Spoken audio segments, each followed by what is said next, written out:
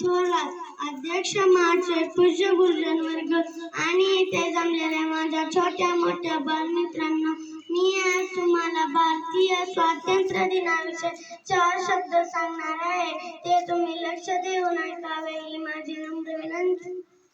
उत्सव 3 रंगांचा आबाया सजला, उत्सव 3 रंगांचा आबाया सजला, नतमस्तक मी त्या सर्वांचा ज्यांनी भारत देश घडवला, नतमस्तक मी त्या सर्वांचा ज्यांनी भारत देश घडवला.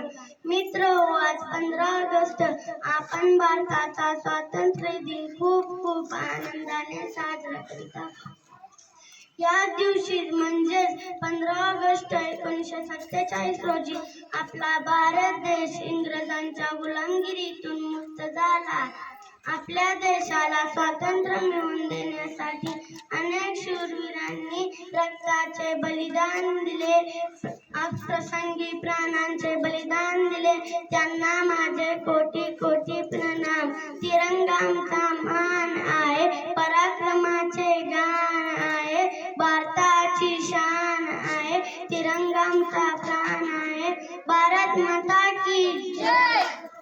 वंदे मातरम. वंदे मातरम.